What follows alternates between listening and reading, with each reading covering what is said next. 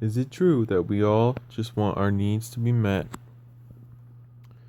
Is it true that we all just sit with ourselves and learn? Is it true that our future is not created? Is it true that our past is energy gone by? Is it true that you can go back and fix things in your mind and repair things and to take yourself on an extraordinary journey where you're the main character and your story unfolds as you tell it? It becomes what you want it to be, exactly when you want it, in the way that you want things to go. Sometimes you get beautiful surprises from the universe. If you can consciously observe your thoughts and feelings, then you should be able to make the right choice for you no matter what's going on. A year from now, I want to have many things accomplished. I would like my YouTube reach to be at least 30,000 subscribers. I would also like to open a new business where I can actively help people who are in situations that they don't really have the resources to get out of. So I am a resource. I am a lender. I believe in me, and therefore it allows me to believe in you.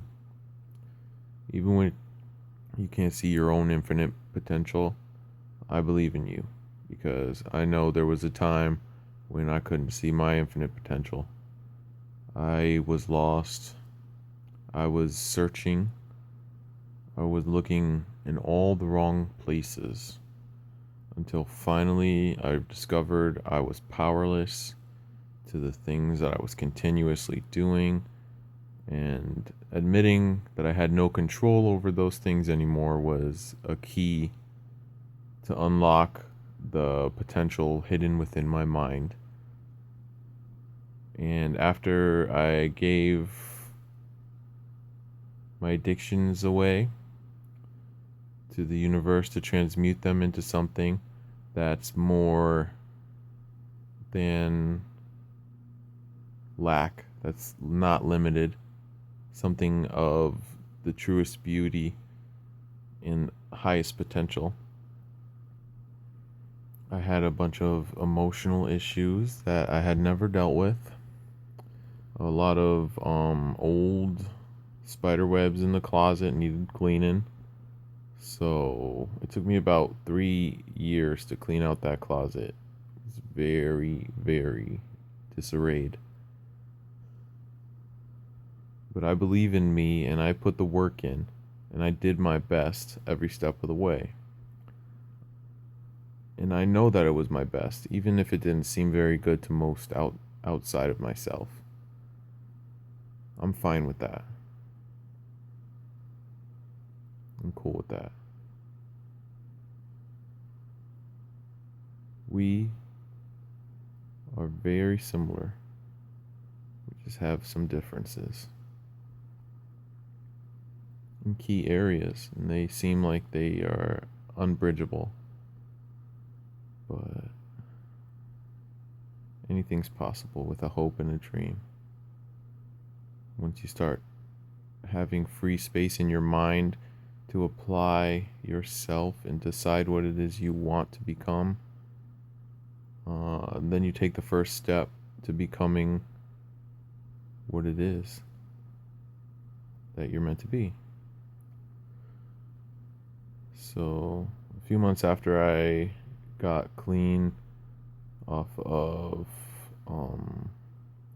big pharma pills, opiates, Oxycontin, oxycodone, hydrocodone,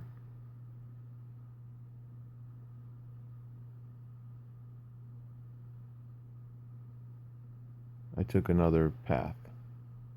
I took the path of self-discovery, and it's an initiative that is bold, it's inventive, and it's brave.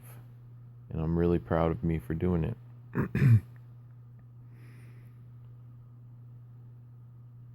So then maybe 8 months after I got out of residential rehab facility, I became a student of Reiki 1. I went and got a Reiki 1 attunement. It was great. And I felt life flowing through me again, but it was still rattling loose a bunch of old material. It was scraping the corners of my mind and showing me things that I couldn't understand, bringing them to the light so that I can bring some understanding into those thoughts and then place them where they belong. And at that time, I wasn't realizing how, as humans, we fragment to protect ourselves when we are traumatized. So I didn't realize that putting these fragments back together was going to be so painful. And yeah, I was my own guru. I was waiting for someone to save me, and nobody came. There were some positive influences along the way, but I had to take the reins, and I had to put myself in control.